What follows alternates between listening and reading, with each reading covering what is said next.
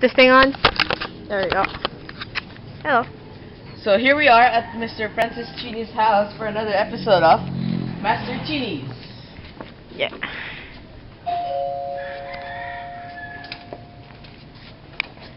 Oh, hello, Mr. Francis good Chini. morning. Good morning. Come in, come in. Oh, thank you.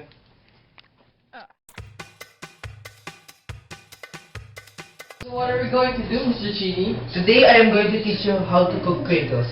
But first, please give us a warm welcome for our friend in Canada, Edmonton, Mr. Charles Ancheta.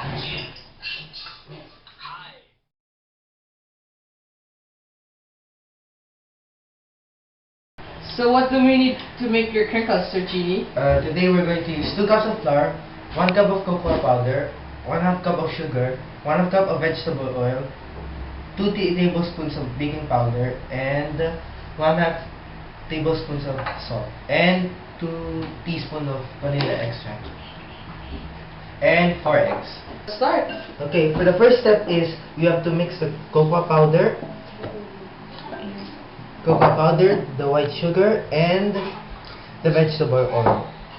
Mix thoroughly until it gets a black and shiny mixture. If possible, please use whisker.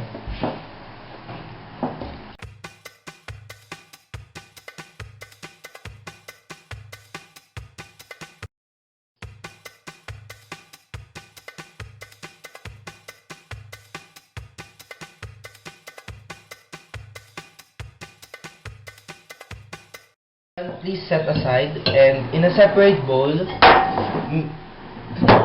mix together the flour and baking powder.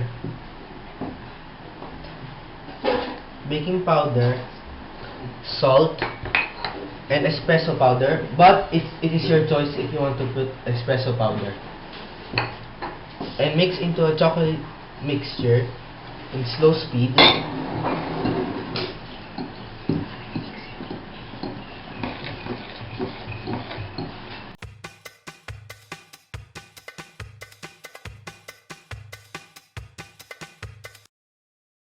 When finished mixing properly, add 2 teaspoons of vanilla extract and mix properly.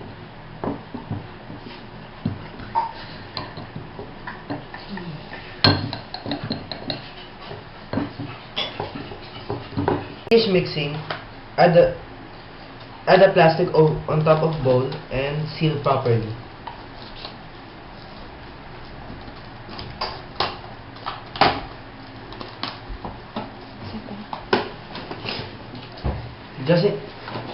If the plastic cover is thin, please add another layer, just in case.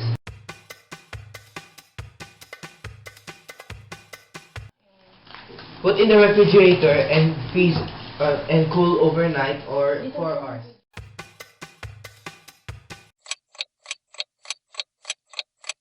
After 4 hours or overnight of staying in the refrigerator, our mix has now formed and is ready to be baked. For the final product, all we need to use is a baking tray, vegetable oil, confectionate powdered sugar, and the cake mix. The next procedures, please thoroughly wash your hands to avoid contamination with soap.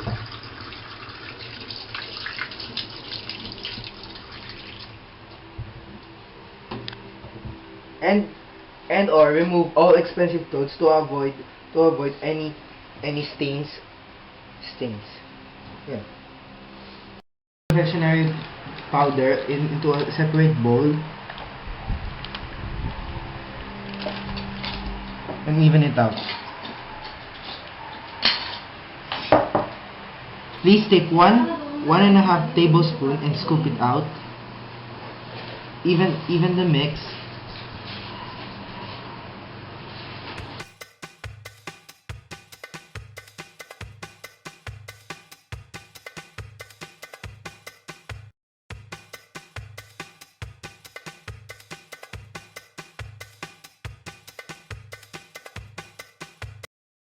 I haven't preheated the oven yet.